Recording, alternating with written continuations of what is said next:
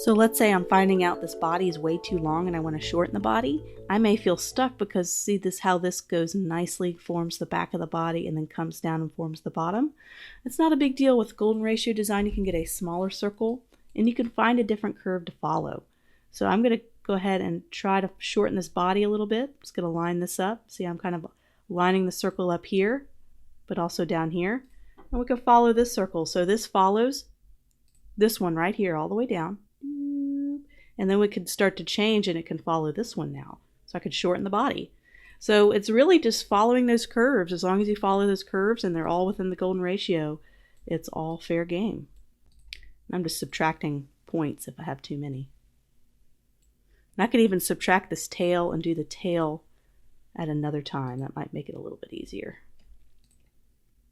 I could just add that tail in with the Shape Builder tool or the Pathfinder tool. Let me smooth all this out and then get that. I love the curvature tool because it just helps me match the curves when I do this kind of work.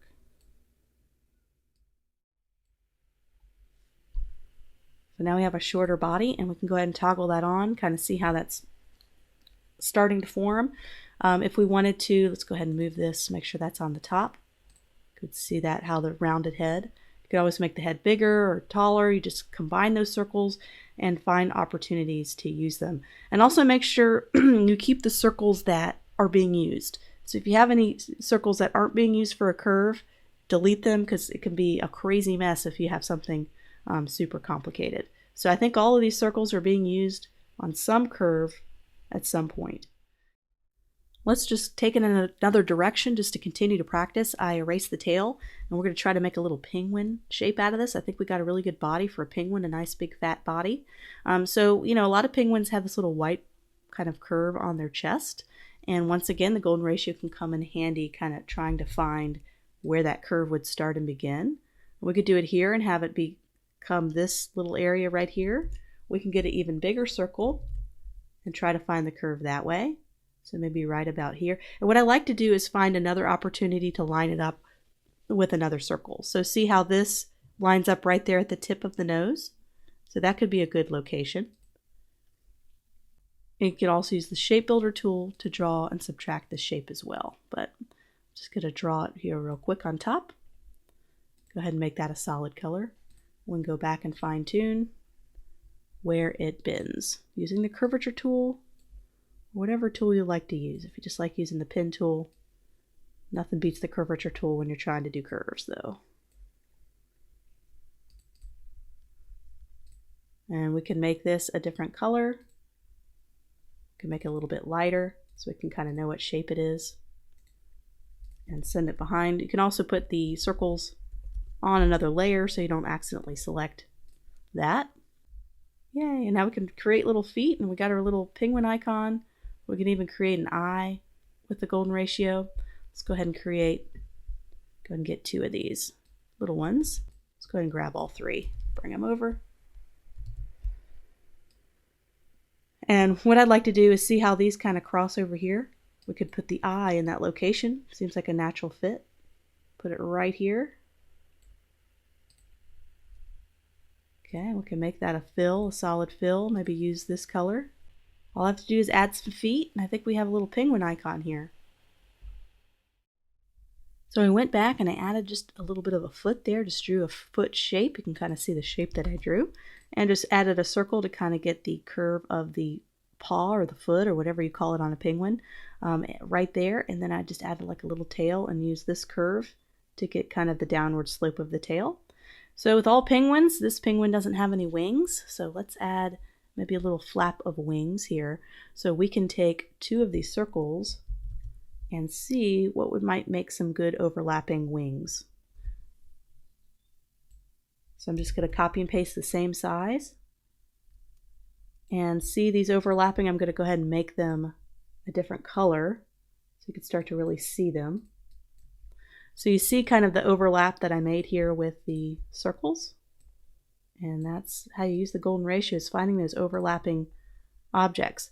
So let's say I want to, instead of having to draw over that and do all that, I could just take the Shape Builder tool. Of course, I'm going to copy and paste because I want to keep those circles as a reference. And I'm going to do a fill on that and then just subtract it. and now I have my wing. And now I can make it the same color here and go ahead and keep these circles here for a reference guide so I could show people how I came up with that shape. And what's really cool is now that I have this shape, I can find a way to maybe position it or angle it a little different so it matches up with the already existing circle. So you see this circle right around here.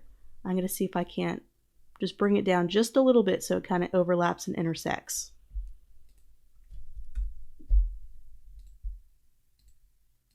So at least there's some kind of connection with the other circles. So this looks like a hot mess, but what we'll do is we'll go ahead, and you can always put these on different layers so you can toggle off your golden ratio circles and not affect the penguin. So let's see what we have here. So here's our penguin taking shape, and I decided to extend this white belly portion all the way up through the neck after looking at some reference photos of penguins. So it's really good to kind of check on a real photo just to kind of see in terms of their anatomy how it looks. So I just kind of did that, and I used the golden ratio as inspiration. I also switched out the colors, started to put some coloring into our icon if we wanted to add colors. So I'm going to toggle on my golden ratio layer here so I can toggle it on and off. And I made it a nice color that's going to have a nice high contrast so I can kind of see kind of what's going on here with all these different overlapping circles. And what I did when I zoomed in here, you can kind of see my inspiration for doing some of the curves of the neck. So I used this circle to kind of do the curve all the way up, and then used kind of curves to go down. So just kind of using the golden ratio already existing circles to create additional shapes. So there you have it. I also have a shadow here that I cast. That's just a little extra thing I did. And we did this in about 20 minutes or so. So not bad for a little icon in 20 minutes with a big help from the golden ratio. And so a lot of times I'm going to go ahead and lock this layer. Now I just have my golden ratio circles. And what I want to do is I want to select my circles, and you'll see this a lot done with golden ratio logos. As I'm in my stroke panel, and I'm going to click on dash line. So I'm going to click on dash line. It's going to make them all dashed. And we're going to make it a much tighter dash. So let's go ahead and make it a 2. And so you can kind of see, when you see the have the dashes, you can kind of make out the circles a lot easier. And I'm even going to adjust the color just a little bit. There we go. So now people can have a better idea of kind of where these intersecting circles are. Just the dotted lines just kind of help guide the eye a little bit better. So there you go. I'm just going to add a little bit of color and pizzazz and have a final presentation for a little penguin icon. So that's kind of the basics of how the golden ratio works. We're going to do a practical logo design project now. We're going to be doing this Pacific Calm. It's a gym and a spa. I'm going to put a little client brief in the next lesson so you can kind of see everything we need to know before we tackle this logo. We're going to do the entire logo design process using the golden ratio as our main driver. We're going to be able to pick out typography and font pairing. And lastly, we're going to be applying it to products and doing final presentations. And then we're even going to take this logo and export all the files we'll need for the client. So we're going to go through that kind of last half of the process that we didn't do in the Coffee Guild logo. We're going to be able to export the files and work with that final logo so you can kind of see all the way to the end of the process. But you get to do it with a different brand. So I'm really excited about this next one.